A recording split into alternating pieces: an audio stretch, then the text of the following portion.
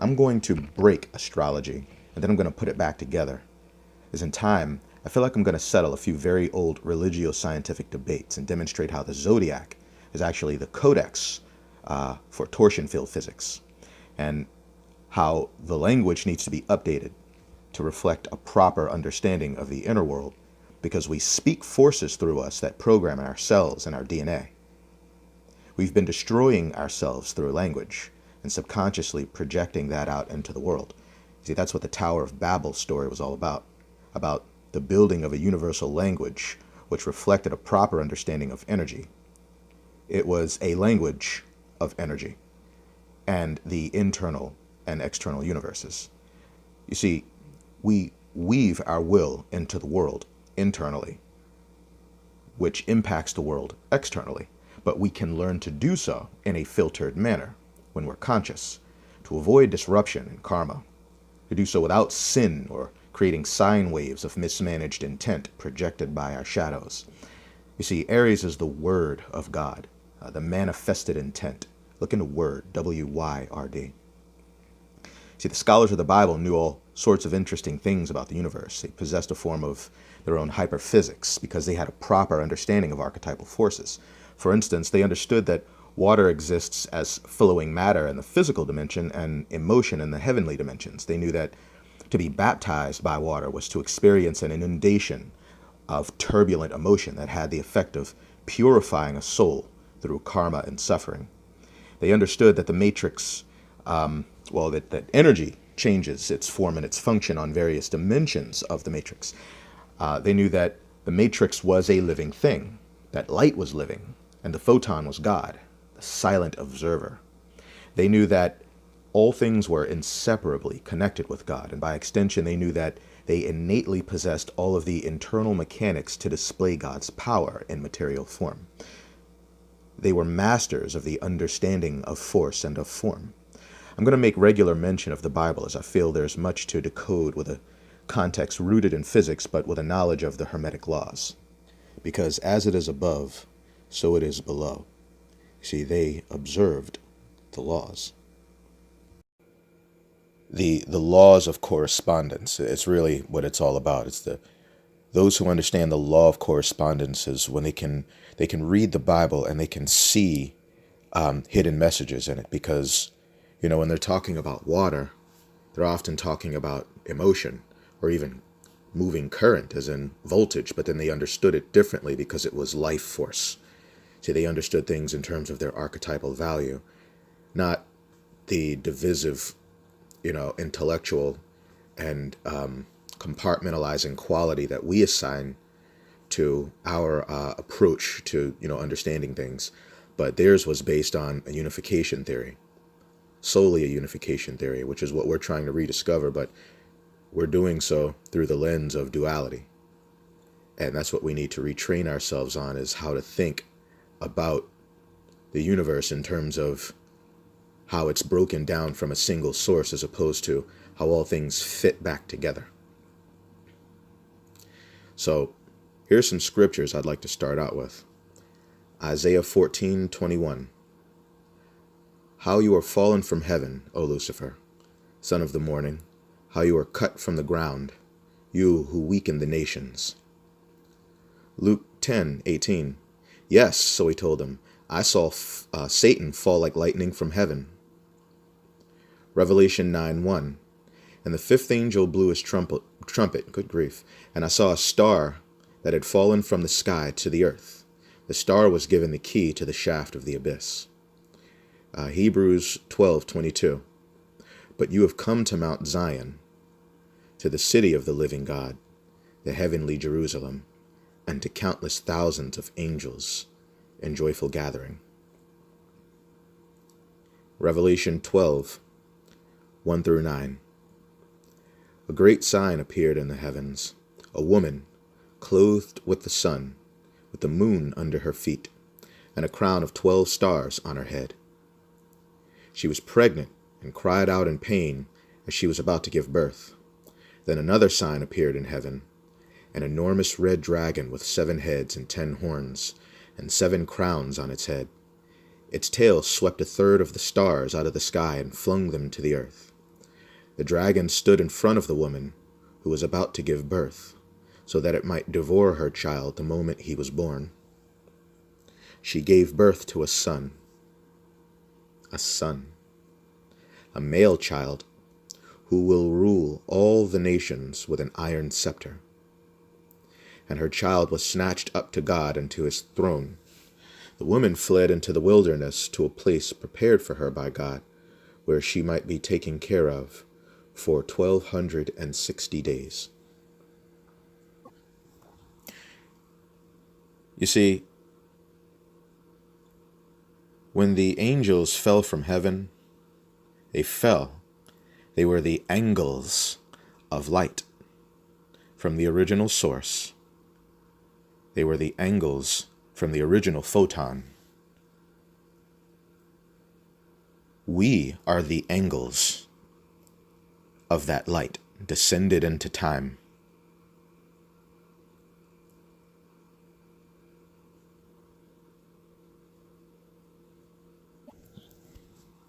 So what is creation? That's a conundrum that requires further questioning. To understand creation, we should suppose that there's a point prior to it, because creation is an act, and it plays out through time. So it takes place before creation.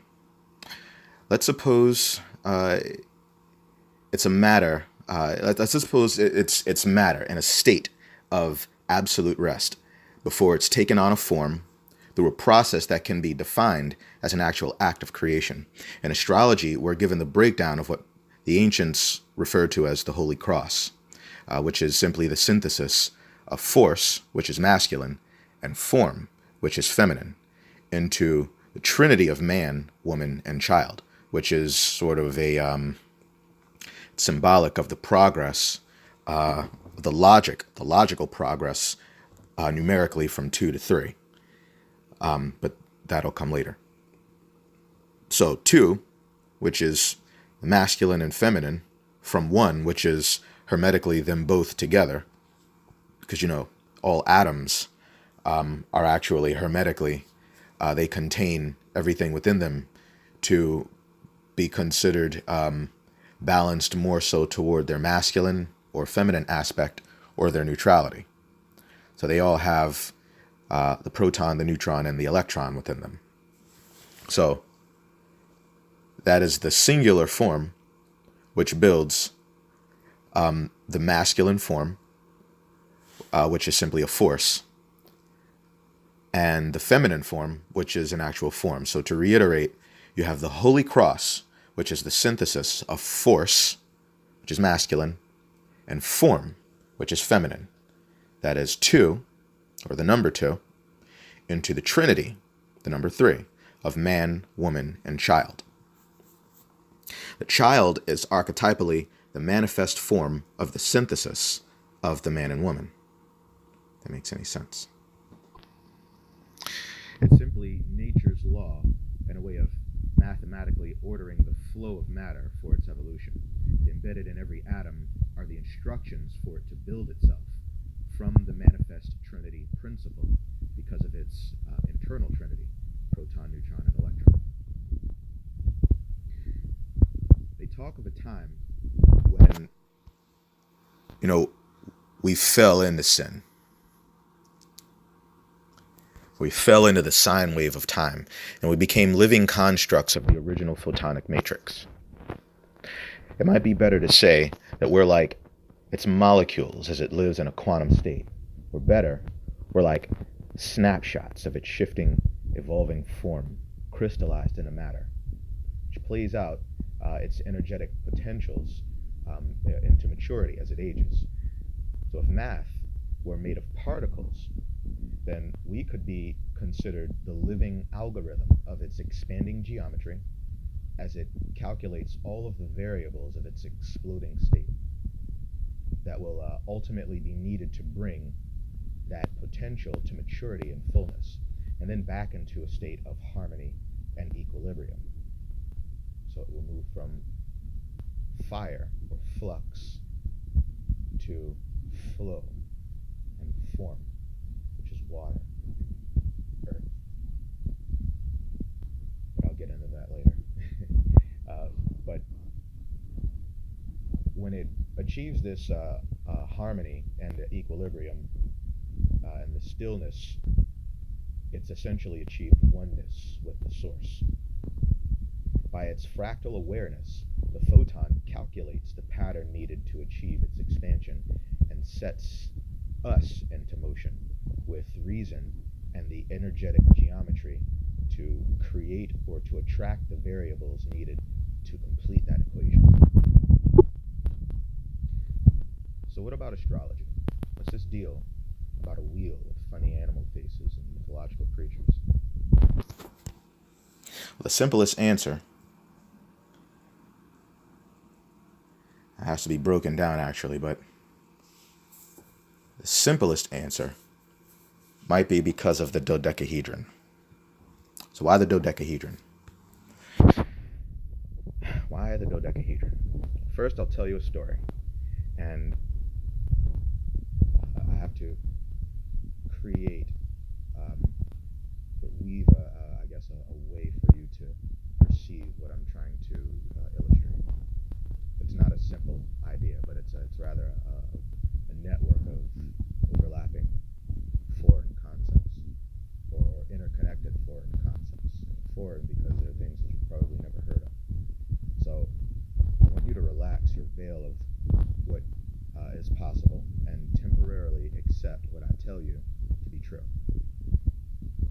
So let's suppose that consciousness was separate from the body. And at the highest level of this phenomena, we have consciousness incarnate. We have what the ancients referred to as Tiamat, or chaos. I believe many are said to encounter her in their DMT trips.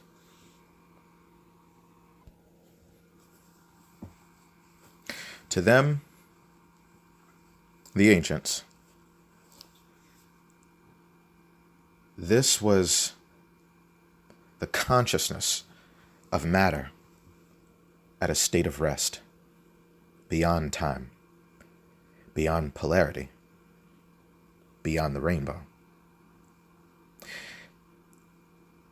It's matter that has no torsion or kinetic force. Perhaps kinetic force, but it's not kinetic, but there's potential. It's in a state of rest, with infinite to the infinite potential, because it has not been defined. This is matter devoid of duality, polarity, friction, momentum, alternation of current, and therefore devoid of time. She is the dark mater, and she is a purely magnetic state of being, whole and complete, and beyond the event horizon. To understand this concept, you have to divorce the idea of, let's say, energy from the connotation of an actual action.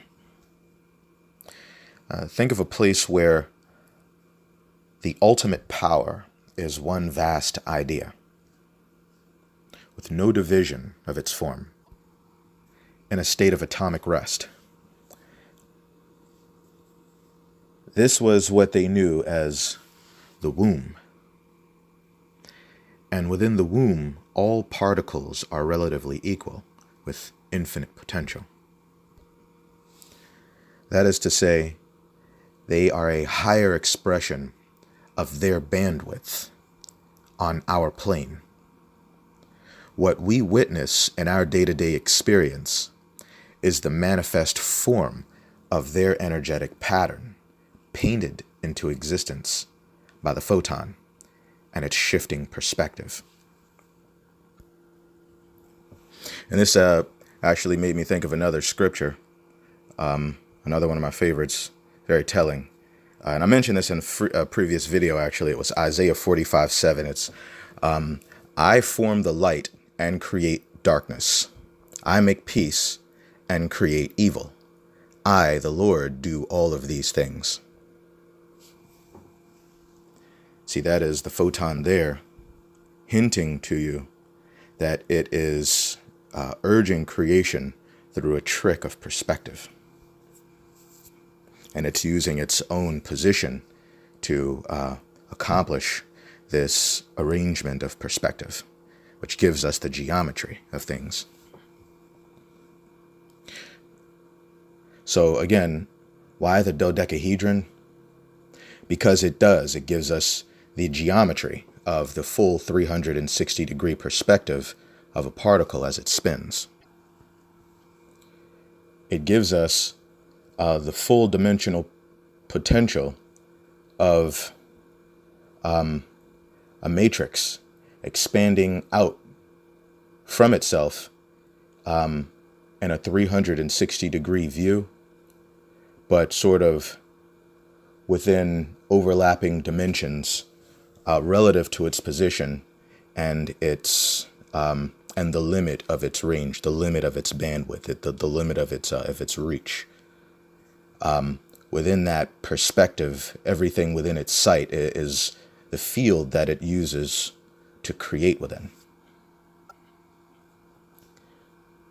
So within each dimension of its angular potentials, each a full tenth of an order of magnitude down, we have all shapes and dimensions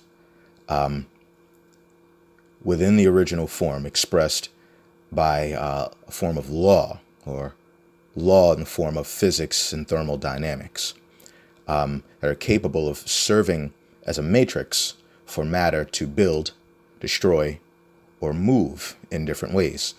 And also so that living matter would experience a unique range of growth potentials in a crystalline or cohesive form. The cohesive form of form herself, which is Tiamat, chaos, potential, the goddess of creation.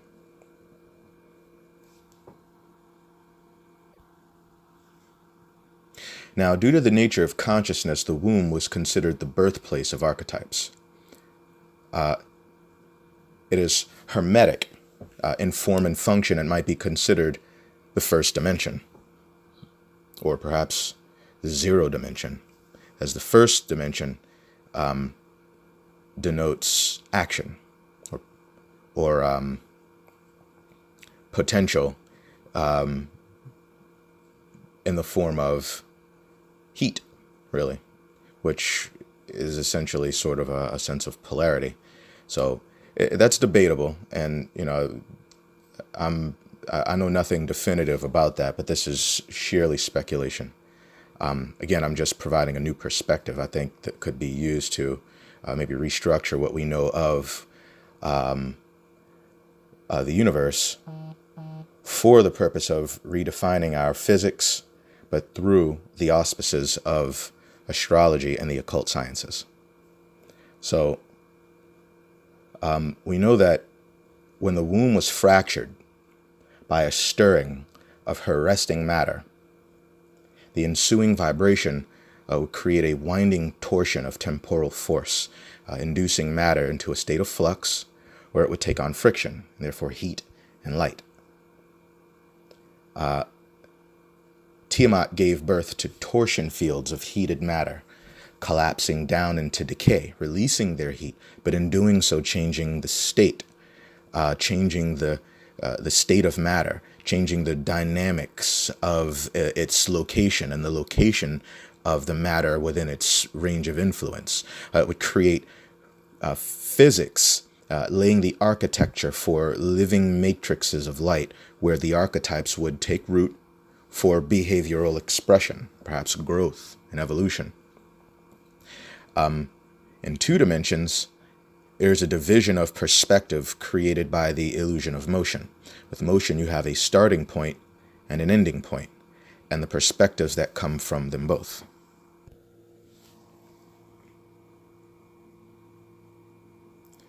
You see, with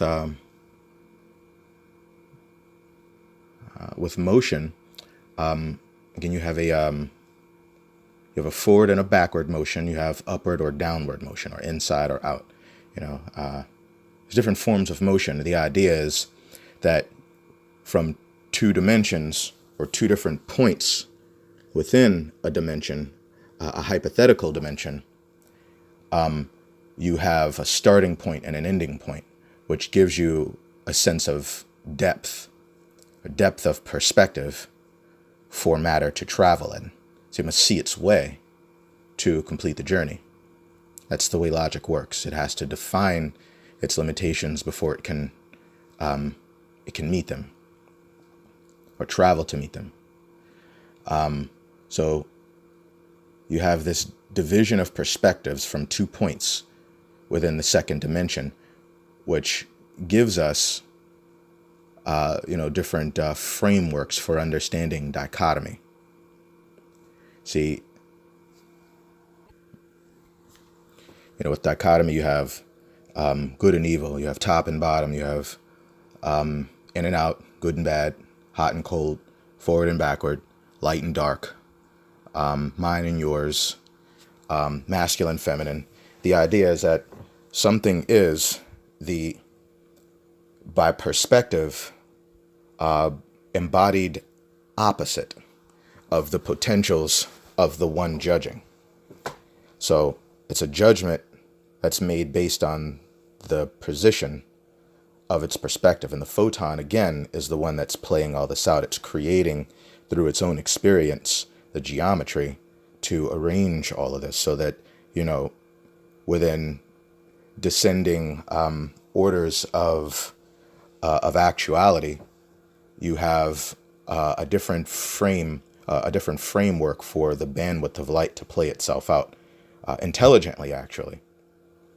So, again, you have the second dimension, but in 3 dimensions, you see that there is many things happen within 3 dimensions. You have where synthesis can take place between two things. You have where 2 things can come together to create a third.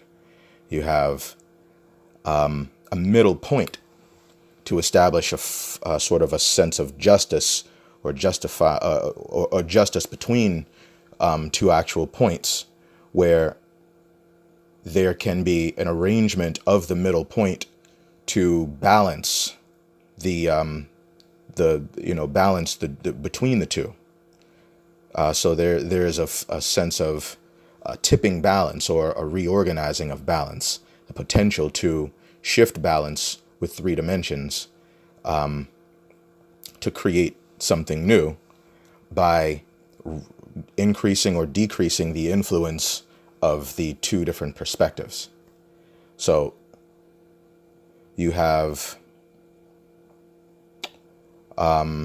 where matter can actually begin to build itself into a material form. And again, I'll go into that at another time, but what's important is I'm just giving you an idea of how the numbers actually play out archetypally. So in 4 dimensions, you have the experience of that matrix as an actual separate or single being. And through the carbon atom, energy was able to materialize. Because with 4 dimensions, you actually have where matter can take the framework of a plane, where it can begin to recreate itself in a very structured manner. By way of its planes, it can produce shapes that are, sound because of the angle, the strength of the angle of 90 degrees. And, that's actually the rib of atom. And, in 90 degrees is where you get between Leo and Cancer. And, Cancer represents it's interesting, the rib, or the rib cage of atom. And in astrology, Cancer is a reference to the heart cage. Well, not the heart cage, but it's the actual rib cage. It's the place where it contains the heart. The heart it's the chest, really. But again, that for another time. So in 3 dimensions, you have that. With 4 dimensions, you have where you have quadruplicity is the main idea, and within quadruplicity, there's homeostasis, and I'll cover that a bit later. But the carbon atom where energy is capable of materializing through the beast nature of humanity, or celestial energy, energy incarnate, manifest into a fleshy form. 666. You have the 6 protons, 6 neutrons, and 6 electrons. And really the, score and 6 score, 6 and all that breakdown actually is gematria. It's numerology. And, I'm studying that. It's really interesting, but it's really just describing the movement of the direction of the movement of matter as it builds itself. So you have that 666, 6 protons, neutrons, and electrons, which gives you the carbon atom.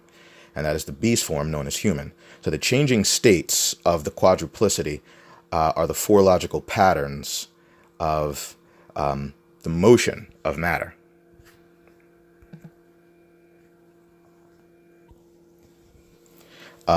Materially, we see them as the 4 elements when they manifest into form. Or form that we, when they assume a modality that we understand to be their form. But they are a representation of force and form. We use the 4 basic operations of math. That is the primordial quadruplicity. It correlates to all quadruplicities, actually, and especially the elements. So by quadruplicity, synthesis, the number 3, is given balance or evenness and goes into 4. And it finds balance through structure, essentially. So you have movement from the number 3 into number 4, as I mentioned earlier. There's always this tendency for the imbalance to correct itself. Thus, the self-aware matter illuminates its way through its evolution by its natural state of awareness and the omniscience of its awareness and of its shifting perspectives. So the goddess, the original form, and that's important because when we're talking about form and force, we're talking about feminine and masculine. There's a reason why we begin in the womb as female, and then we become male. It's symbolic of the original order of our creation. The mutation of matter from a feminine receptive state to a state of both feminine and masculine as one, and then further down into separation due to polarity, into division of feminine and masculine. I'm not sure if that came out right. The context of that sounded odd, but matter in a state of non-duality has no action or no force. Therefore, it is essentially in a state of form or formlessness, depending on how you describe it. But something is being formless is taking a space. The space is only influenced by its surroundings, but it assumes formlessness as an actual form that is capable of evolving or changing or shifting to compensate for outer pressure. It's hermetic, and it really acts as a protective barrier for its insides. The force introduced by a stirring or vibration is what causes us essentially to sin, or rather, it creates a sine wave. And I wrote a really funny sort of poem for that. That goes, Aries is the photon, the Zodiac is the wave. The Lamb of God moves forward, bullish torsion makes him brave. In sign he seeks his other, division lures him on in fear. Through time he winds pursuant of the woman in his rear. Ever does she draw him near. And there are some strange truths. I say strange because they're foreign to those who don't know them. But about the that which I'm reading actually what I wrote, but strange truths actually known to some of the oldest fraternities that will remain a secret in that they are held by perspective to be wicked in a patriarchal society. And it's about the nature of light, the nature of force and form, the nature of the body. And, well, I'll just leave it for now. But again, there are certain deeper secrets held for the mystery schools if there are those who are really ready to learn all about the shadow nature of the photon. So, the serpent of living vibration you see depicted on the Blue Cross, Blue Shield, and on the American Medical Association emblems, and even the ones mentioned in the Bible. They're really all talking about the same thing.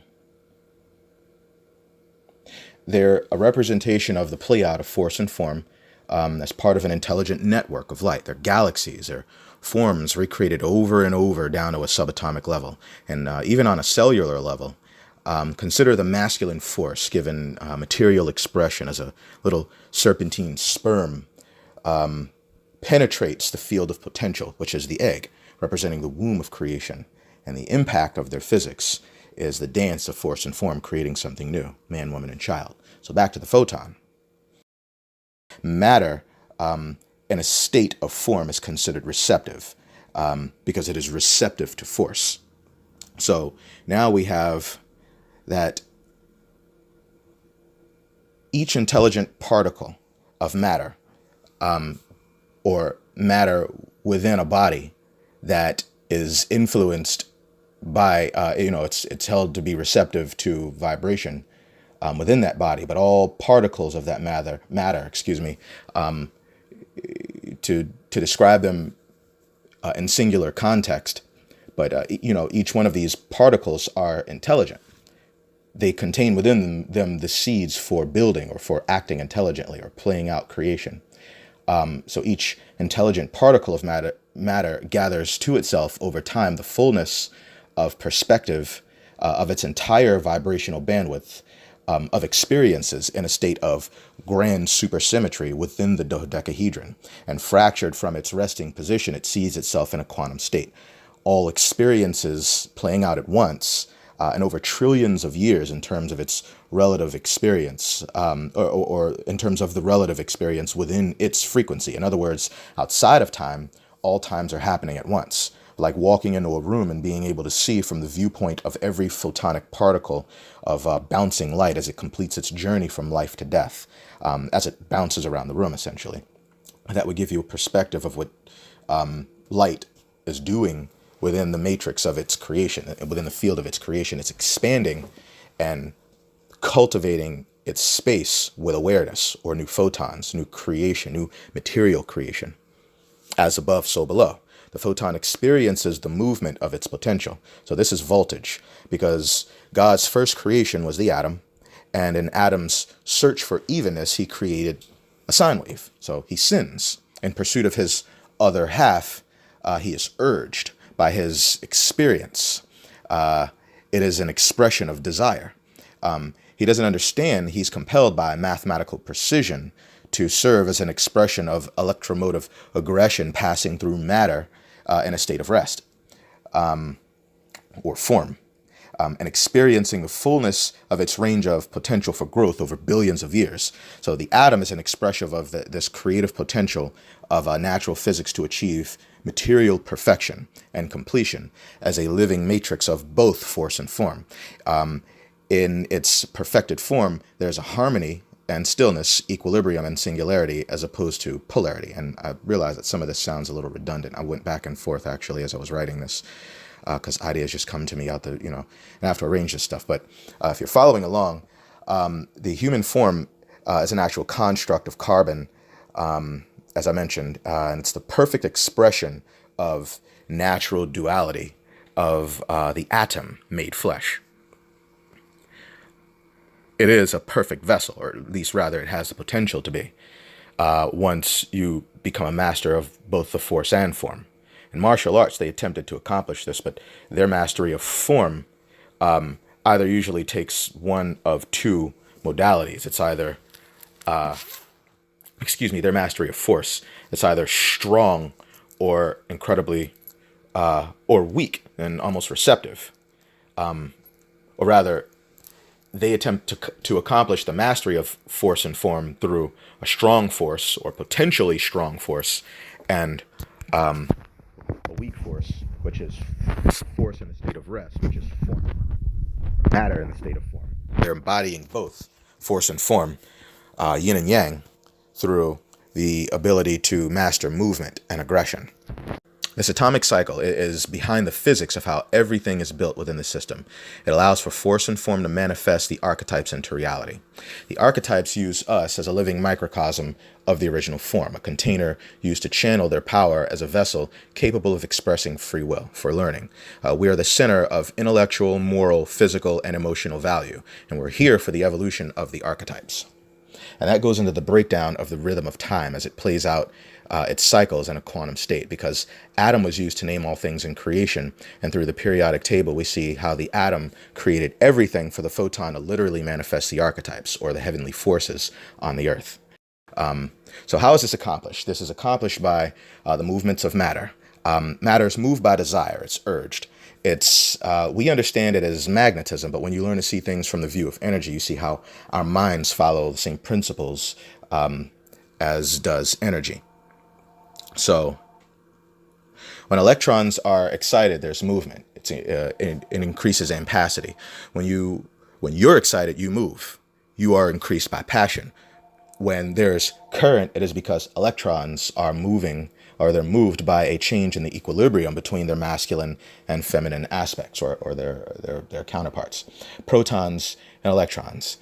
So current is induced when electrons move from the positive side of a battery to the negative. The masculine aspect of that battery is seeking the feminine half. Current is urged by desire. Magnetic fields draw electricity. When we're magnetically drawn to things, we're urged to engage them. Our attention is locked onto them, and then there's a desire to engage. This is how the photon uses perspective to urge itself forward, as it uses alternation of current or polarity that is induced by matter experiencing an opposition of energetic principles or energetic perspectives. This is how the whole duality system of the astrological wheel functions, how you have sort of the duality play out between like Aries and Libra and in all the archetypes. And again, that'll be for later discussions. So the greater the space between bodies of matter or perspectives, the greater the polarity between them, both literally and figuratively. To complete the circuit between them, a greater current of electricity is needed. So the greater the polarity between two opposed bodies, the greater the voltage that is induced. It's called Ohm's law. It's a law in thermodynamics. It can be seen as the greater desire for them to reconcile the space between them. Polarity is what keeps alternation of current or electricity flowing. And we see electricity because when photons flow through a form where they meet resistance, it builds friction and heat. The power produces a sine wave of activity, depicting the explosive archetypal force of the cosmos, engaging a form that must receive it and then transmute it through time and into material form. And that's what we look at when we're watching the elements dance, or the elements take shape, or they move. Now, because of the various dimensions for matter to flow through, we don't notice that the elements are actually playing out in more than just one dimension. So, what are the elements? And that's a really important question. I know we covered them a bit, but I want to go a little deeper and describe how they're not only the movements of matter, but also how they channel high and low vibrational qualities of the maturing archetypal mind on its path to becoming self-aware, and how they move beyond us. They move us and they move beyond us through time and space, and materialize sometimes as events and people in our lives.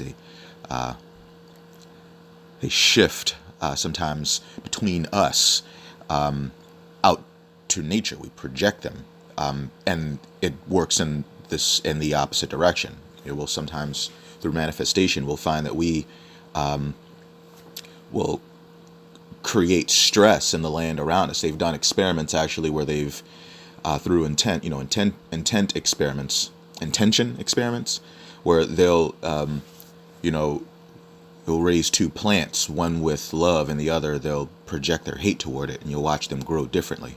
So there's a palpable quality to this energy we're channeling, we're broadcasting, they're frequencies. We're frequency generators.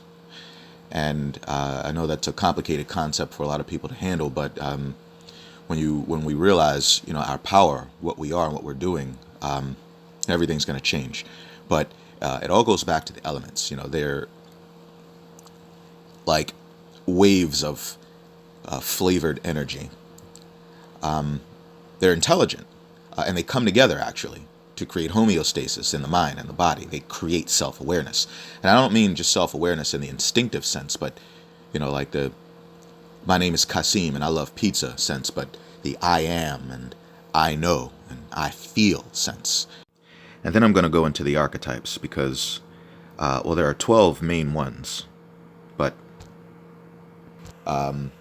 there are many, if you go in all the different pantheons and whatnot, but usually 12 main ones. And 12 seems to be the best general number for the Codex of debugging consciousness and realigning ourselves with the source by balancing, recalibrating our internal elements. We're born with elemental imbalances depending on when, what time, where we were born. You go into that's the secret value of the Zodiac. It's more to it than just finding out. It's actually about finding out, where you are energetically blocked, or where you have maybe a higher burden to deal with. Maybe you have more fire or more air or earth or water. You may be more cerebral or more emotional. You may have the ability to work like a dog and produce a great deal of material abundance, or you may have the fire and the passion to initiate projects. But that's all coded in your chart, and you may have an abundance of one and a deficiency in another. But by knowing that, it gives you the power to you can circumvent those issues. You can focus more on one thing, or actually, when you find out where your energetic imbalances are, it gives you the ability to seek those qualities in other people, to add those qualities to yourself, either for your own development or for long-term partnerships, mutual benefit. So, again, this is just a primer. I'm going to cover the zodiacal sigils also, because I feel they hold many secrets in physics, quantum physics, and in nature. So remember, everything springs from the source and goes back to the source. Data is always flowing to and fro from us back to the source, and that's important. Like I said, we'll go into all of that in later videos. Thanks, and please comment below and let me know what you think. And I apologize for any redundancy. This is all very new to me, and I tend to not discuss this much because it's difficult for many people to wrap their minds around. So I just sort of sit in solitude and contemplate all this stuff. But this is my opportunity to get it out to the world and to see if anyone resonates with it. If you have any, if there's anything to add to it, or I know my thinking isn't perfect. There are flaws, especially in my understanding of physics. So I'm working on that also. Scientific community, please don't slay me. If there's anything that you feel I misstated, if there's something I don't have a proper understanding of, I'd love your feedback on that also. And together we can go through this, because I don't by any means understand all this stuff. I'm just a vessel. I'm serving as a vessel for this information to get out, to connect to large camps of of thinking. You have this spiritual community and the scientific community, and if we can get them together on the same page, there's nothing we can't create together.